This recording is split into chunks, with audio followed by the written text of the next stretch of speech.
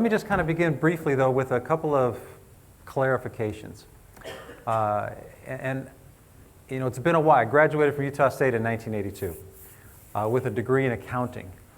I was married in December of 1981. We became pregnant right away.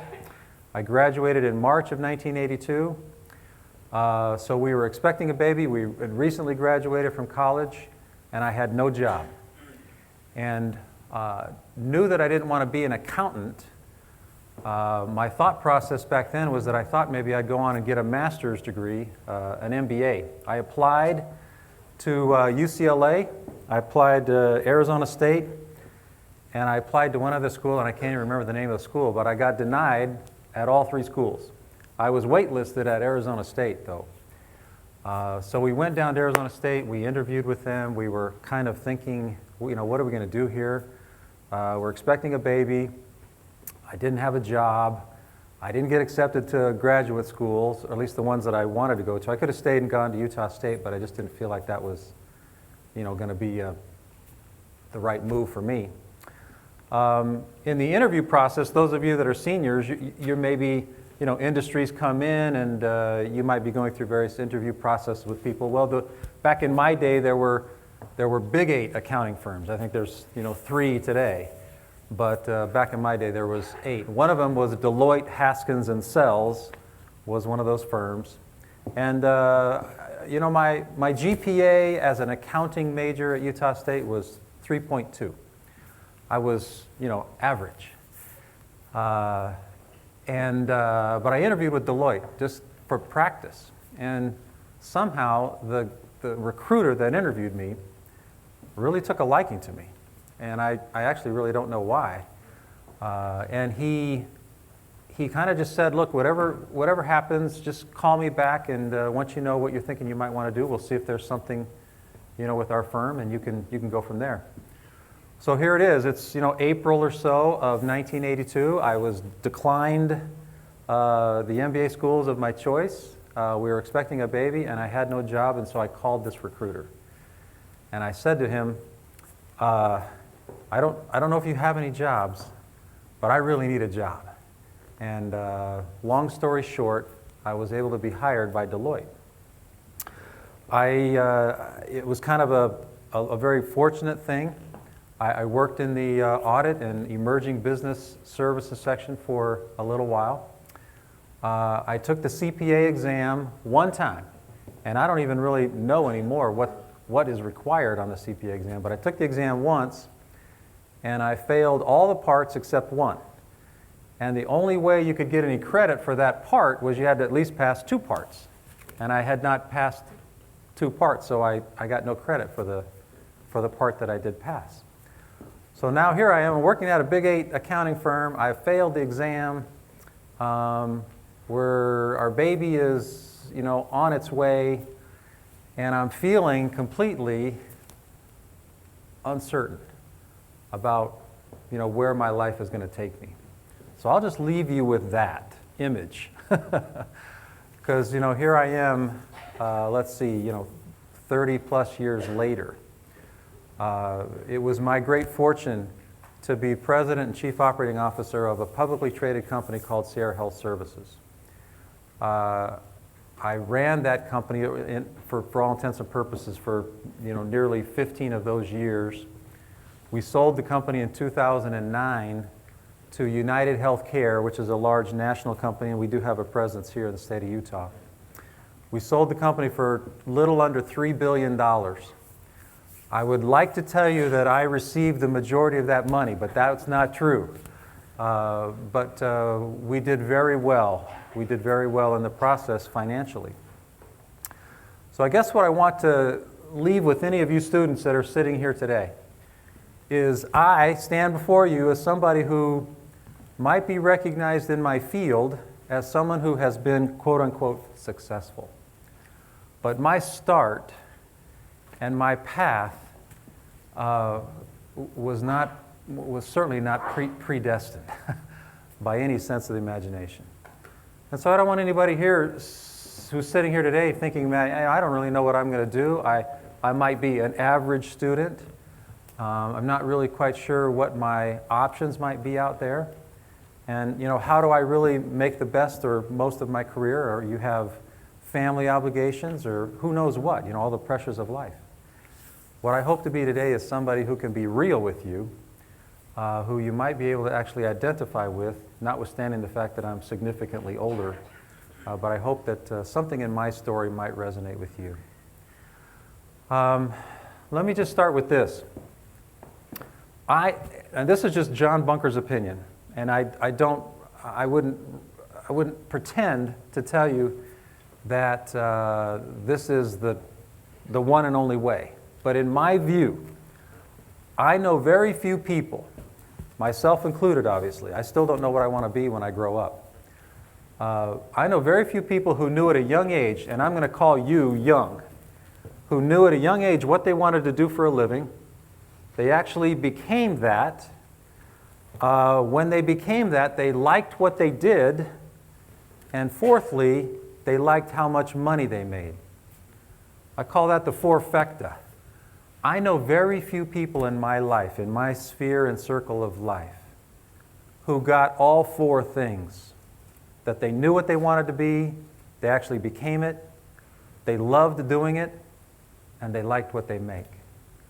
A lot of people I have met like what they make, but they don't necessarily like what they do.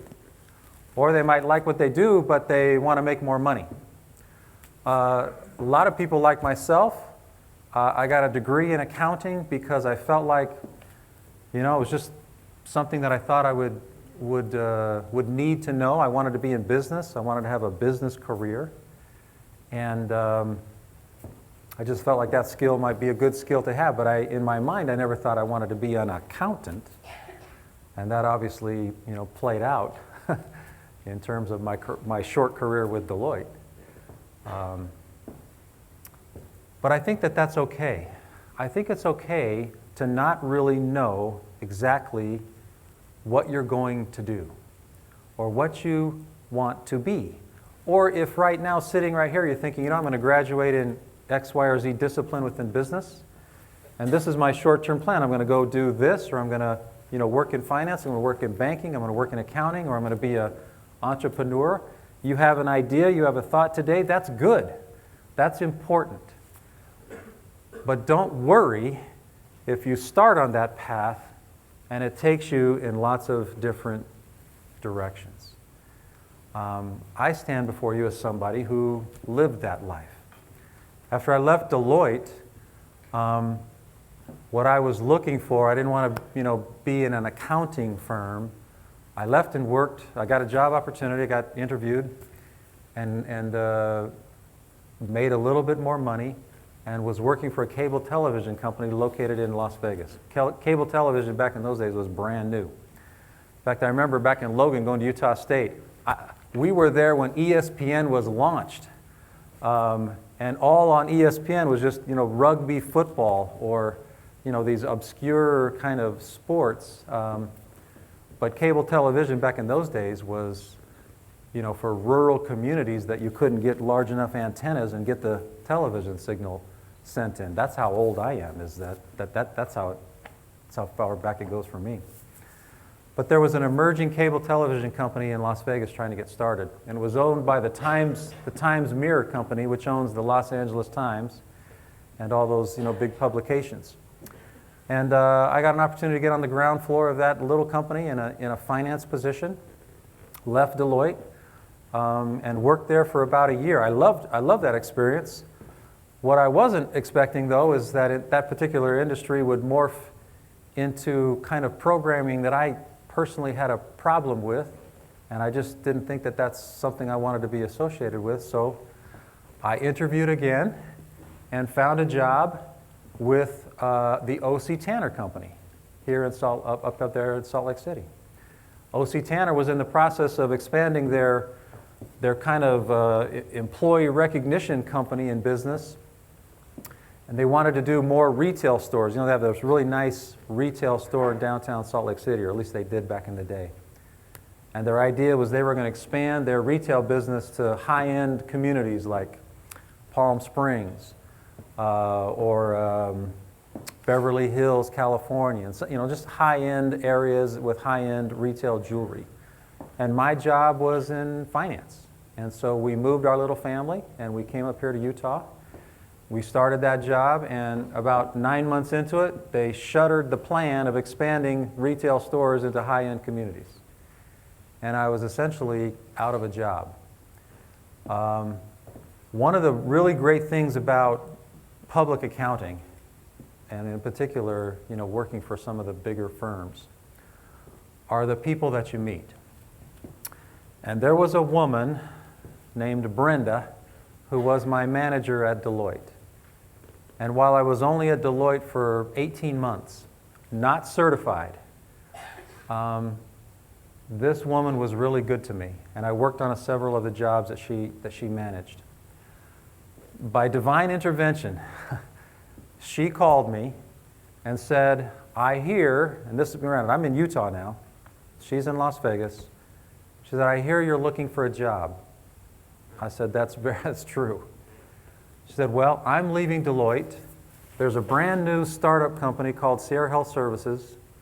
It's the holding company for a managed care organization that's being started in Las Vegas.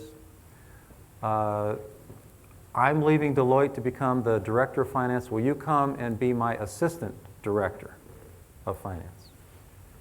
And it was an answer to prayer. So we moved our family back to Las Vegas.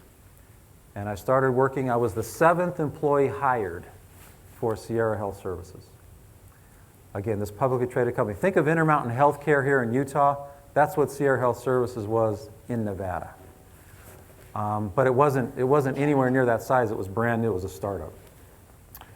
I worked for Brenda. It was a shoestring kind of budget. We had a very small initial public offering. We were listed on the American Stock Exchange, which doesn't even exist now.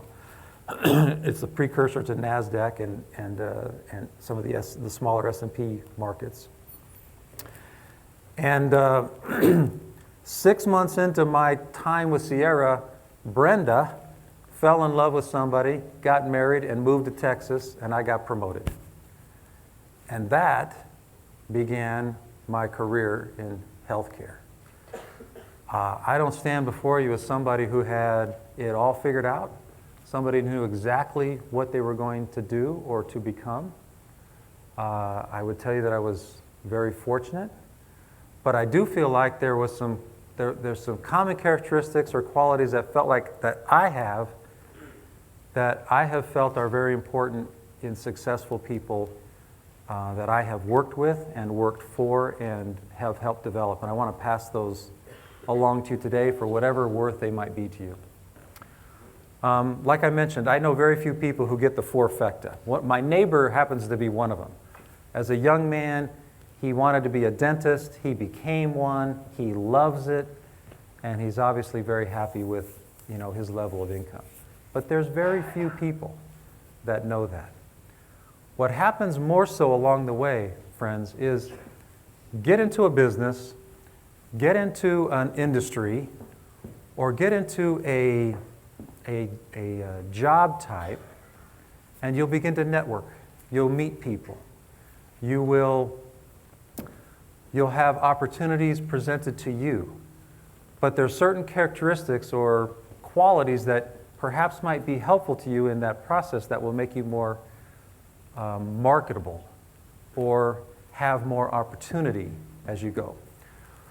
One of those is, I want you to think about this idea. Let's pretend that success and the opportunity for success, however you measure success, whether that's money, job security, whatever, I don't care, however you personally measure success. But it's a raffle. And the big winner of a raffle is, drawn out of a barrel, and their name is read, and, they're the big winner. So, two things must happen before you win the big raffle. Can anybody tell me what the first of those things might be? Any ideas? Yes, ma'am. Enter the raffle. Enter the raffle. You got to buy a ticket. You got to get in the game. You got to be willing to put yourself out there. John Bunker was not a great student. I I'd study, and then I'd panic on the test, or, it just didn't come natural to me. It just didn't come easy to me, being an academic kind of student. Some of you sitting here are just brilliant students. You don't even have to pay attention, and you do well on the tests. Others of you may be more like me, or you study your guts out, and you never feel like you get the result on the exams that you're oh, thanks, Brenda. That you deserve, because you put so much effort into it.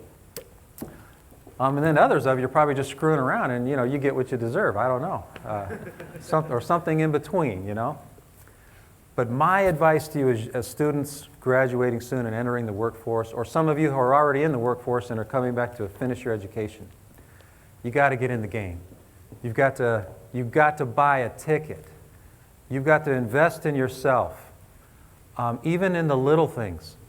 It's not that cool. I've got a 33-year-old daughter, a 31-year-old son, and on down from there. And I get that your generation, and I'm speaking about that kind of age group on down. Look, I shave every day, even if I'm on vacation, every day. I forgot my suit coat, by the way. I was in my rush to come here, so I apologize. I'm underdressed. But I do think there's an investment in your appearance. Now, I'm not telling you if you're not clean-shaven that I wouldn't hire you. That's not my point.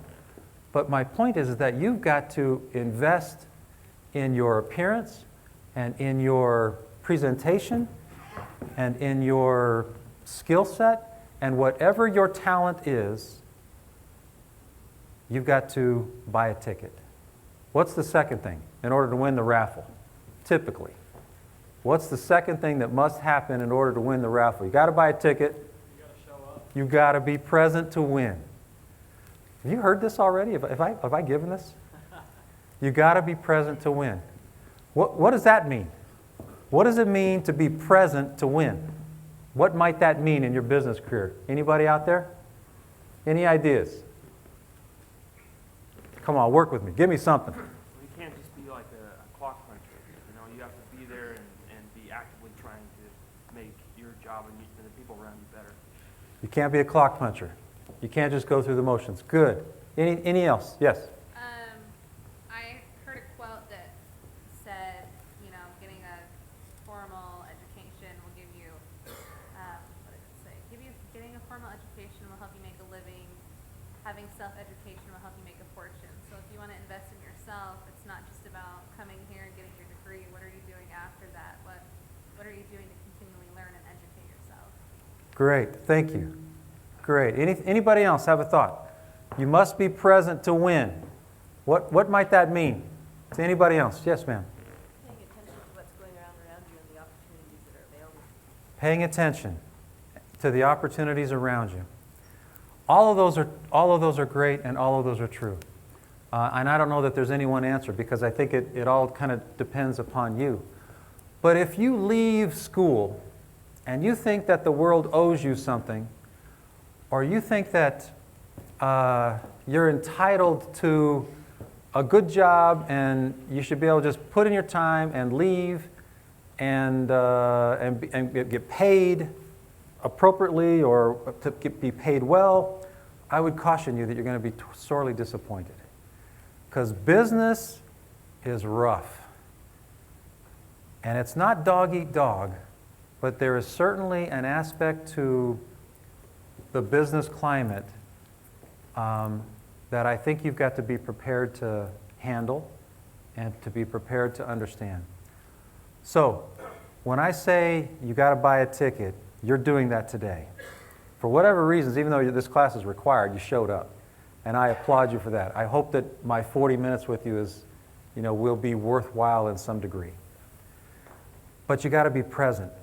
If you just showed up because it was required, but your heart isn't open, your mind isn't open, your ears aren't open, and you're kind of just going through the motions, you're going to get what you deserve.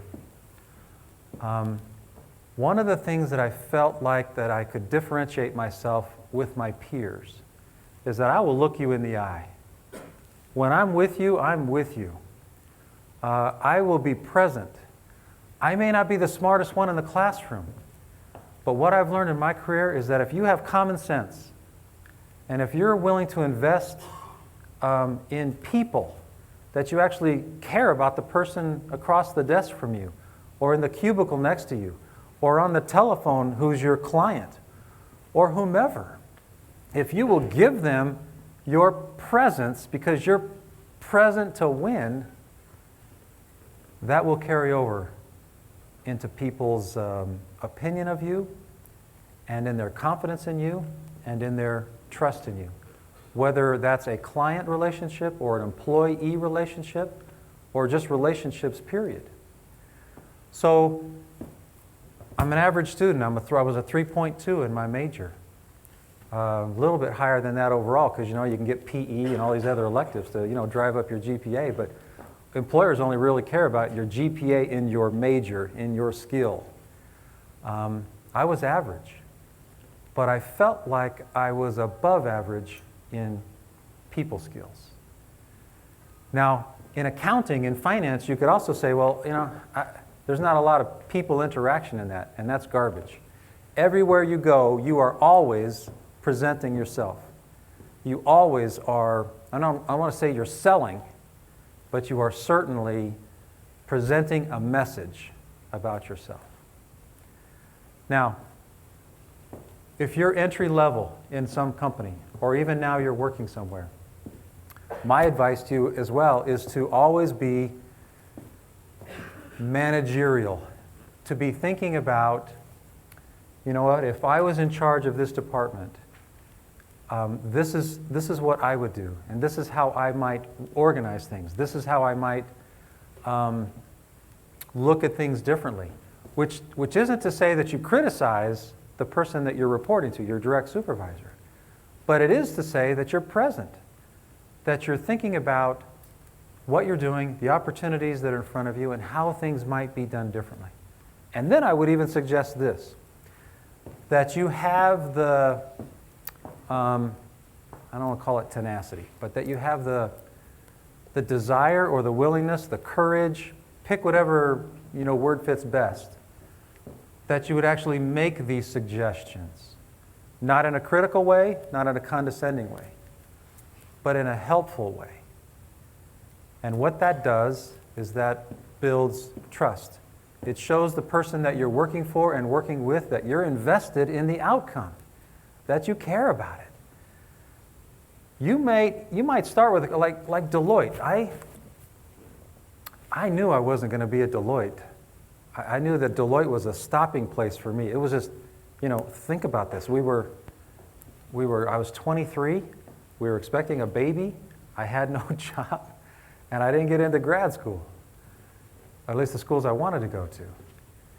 So I was desperate. I knew Deloitte was a stopping place, or a stopover. But while I was there, I met people who today, even today, are still some of my closest business friends. Deloitte was our auditors. The partners at the various Deloitte offices in Nevada and Utah and Arizona, where I've primarily built most of my career, are personal friends. We never stopped networking. And even though I was there for a short period of time, and they tried to talk me out of leaving, you'll pass the test. Don't worry. We love you. We want you to stay here. This is an important place. Wherever you go, even if you're not going to be there for a long time, make an investment in those people and in what they do and in what they're trying to accomplish. Now, another thing I kind of want to mention to you, and this is kind of more philosophical as opposed to a direct business correlation. Gandhi, everybody know who Gandhi is? Gandhi, who I'm a great admirer of. Gandhi said, "Be the change you want to see in the world." Meaning, it's very easy to leave, right now you're going to school, head down, you got a goal, you're trying to get through, get a job or improve employment or whatever. You got very specific jobs and or goals, and they feel sometimes overwhelming or whatever. And you can kind of get in your own little four squares of your world and your life and never get out of that. And sometimes you can also feel like the world stinks, it's a crummy place, or the 1% are all evil and the 99% is where it's at.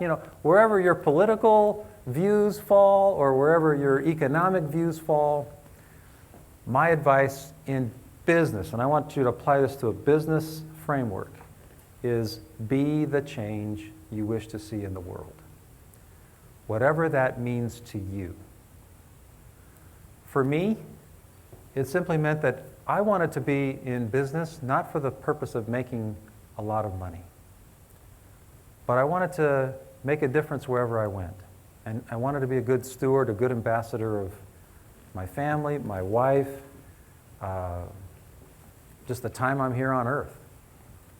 When I graduated from Utah State, my only goal, my only aspiration was to have a job that I could make enough money to have a little home and maybe get 2 weeks of vacation a year. I thought that's all I needed. And I would tell you that's pretty much how I still feel today. Now, for a lot of different reasons, and I won't get spiritual on you. We've been blessed beyond anything I ever would have imagined financially. But I don't need it. I don't need it for validation. I don't need it for success. I don't need it.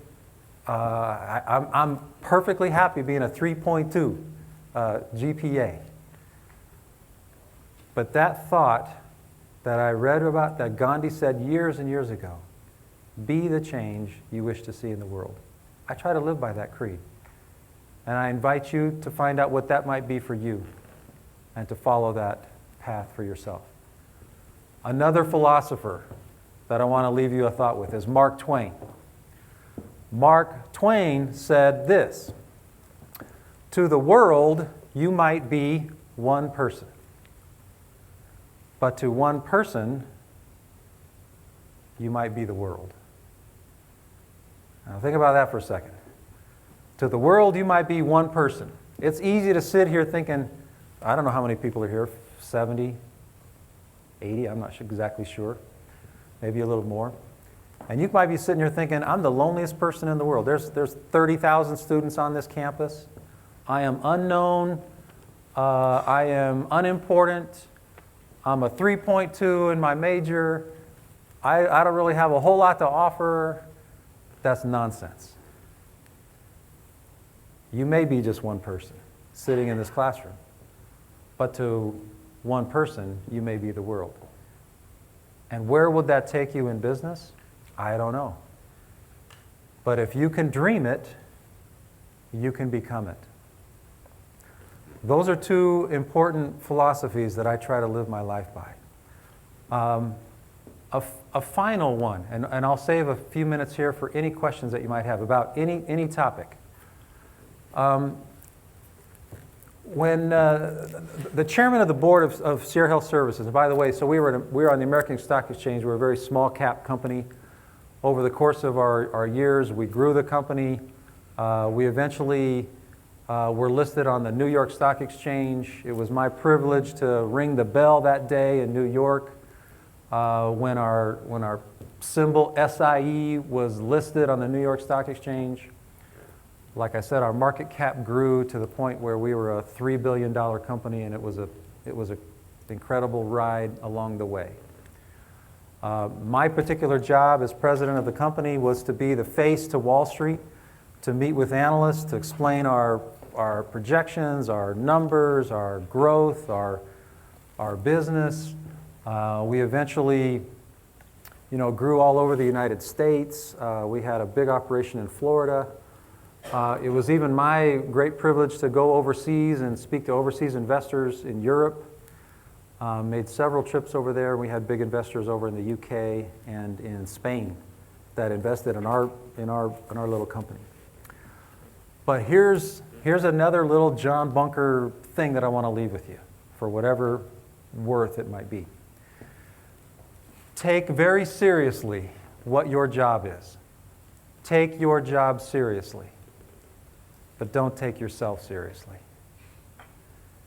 By that I mean, if you ever get to the point where you think the world, the sun rises and sets on you, that somehow you are the be-all and the end-all of your universe, then I would tell you that I think you might be off track a little bit. Because there's this sense that, and again, this is all just my view, that to be successful in business, it's a human being to a human being. It's a relationship. It's an investment in someone's time. Whether that's a coworker, whether you're their manager or supervisor, whether it's a client, if it's all just about a transaction, to me, that's not very fulfilling. If it's all simply about just a paycheck, that's not very fulfilling either. But if it becomes something more than that, like be the change you want to see in the world, just you personally.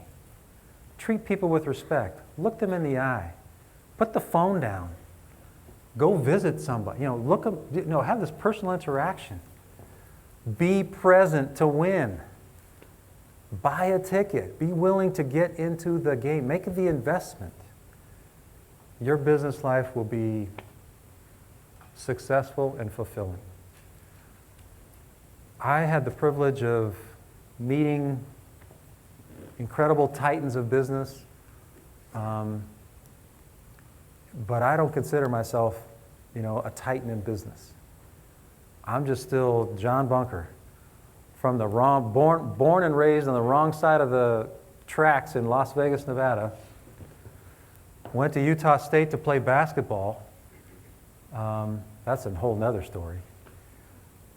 Played up there for a couple of years, and I ended up here. The world might tell you that I'm successful. You can look up my, all the money I made in the proxy statements over the years. It's all public information. The world would say, well, he made a lot of money. He's successful. He's president of this company. I don't take myself very seriously, but I take what I do seriously. And there's a little difference. There's a big difference. So let me just stop there. 12:20, right, Brad? It's 12:12 right now. There's a few minutes left over for questions. Does anybody have any questions about anything that I've said, or anything you want clarified, anything about my industry, or anything that's on your mind? Yes, sir.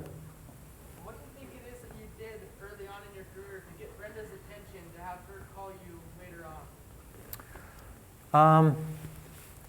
That's a good question. I think mostly it was my commitment to the job, that I worked very diligently at what the task, what the assignment was. I felt like, I made this investment in her, that I tried to get to know her. I tried to find out ways that I could help make her job better or easier, that we, on that little audit team that I was assigned to her jobs on, that I could help her be successful or feel successful. It certainly wasn't my technical skills. I could do the function okay. But I think there was just this kind of premise where, when you're working for somebody, I wanted Brenda to be successful. And I knew if Brenda was successful, that somehow I would be successful with that too. And somehow I made an impression on her, that it meant something to her to call me all those years later after she'd heard that I was looking for a job. Yes, sir. What has helped you the most to manage your time in life and work? Well, that's a great question too, because I would tell you that you've got to have a balance. Obviously, as I mentioned, my wife and I got married right before I graduated. We started our family right away. And in those early years, certainly I put a whole lot more time in at work than I did at home, only because that was kind of required. A quick story again, another story about, I'll call it failure. I was working, we were obviously married, we had a couple of children, and I decided I need to get my MBA. So I enrolled at UNLV to start my MBA twice, and I never finished a semester. for a number of reasons, because I couldn't figure out how to fit that in with everything else that was going on in my life. I don't know, young man. I would just tell you this, that everybody's wired a little bit differently. For me, the change I wanted to be in the world, the feeling that I had was I gave so much time to my work, obviously my family, my church, my faith, but that's an ongoing, I wish I had a better answer for you. That's just going to be an ongoing challenge, but you'll know. You just will personally know. Yes, sir. I feel like what I've taken away from this, one of the things I've taken away from this is networking and relationships as being a huge key factor in your success. And to kind of go off of the first one, another thing that you mentioned, just that kind of the impression you made on that recruiter early on at Deloitte. My question is how, I think it's slightly different. How did you make that impression on that recruiter? What did you do? Even though I was just a crummy student, I mean, as an average student. I'm an average student. Why would they want me? Yeah, why would they want you? I don't know, but I'll tell you this. Just like I'm standing here in front of you, I know none of you know me from anybody. But I hope that what you're feeling from me is that I'm real. That I'm giving you me. I'm present with you. Ever since I had the invitation, I've been thinking about you. And I'm thinking that there might even be somebody here who I might help get a job somewhere because I needed to meet you or you needed to meet me. I don't know. But I think the feeling that I've felt even as a young man is that when I'm recruiting, it's not, I just want to connect with you. I want you to feel me and I'm real with you. Warts and all. That I'm not going to try to cover anything up. I'm not going to pretend to be something that I'm not. But I'm going to give you it all.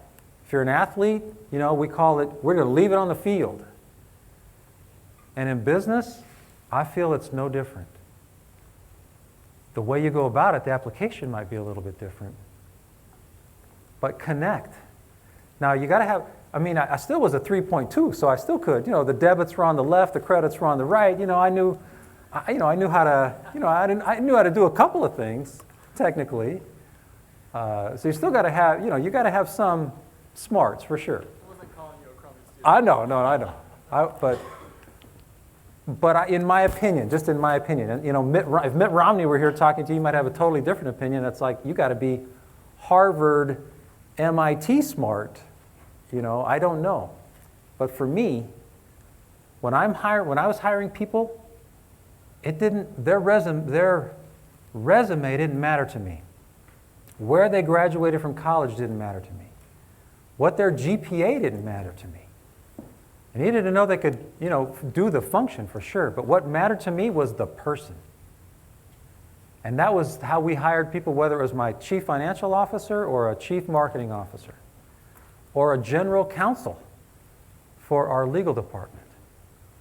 Let me feel you as a person. Forget the resume.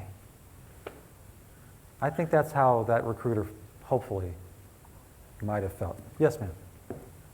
What did you feel, or what do you feel is your greatest passion in life, or what led all your decisions, what you wouldn't sacrifice?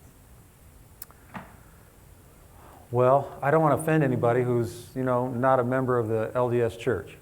But for me, that is my biggest, for me personally, my faith and my desire to be a good human being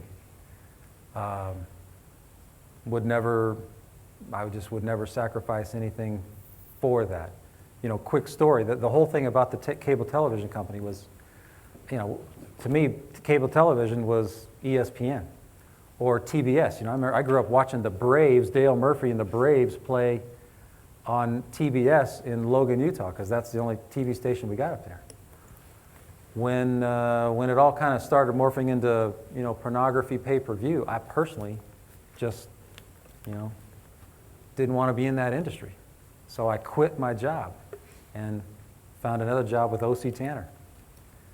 I think everybody's wired differently. I'm not projecting my faith on anybody here because that's irrelevant. But what is relevant to me is the person and the quality of the individual.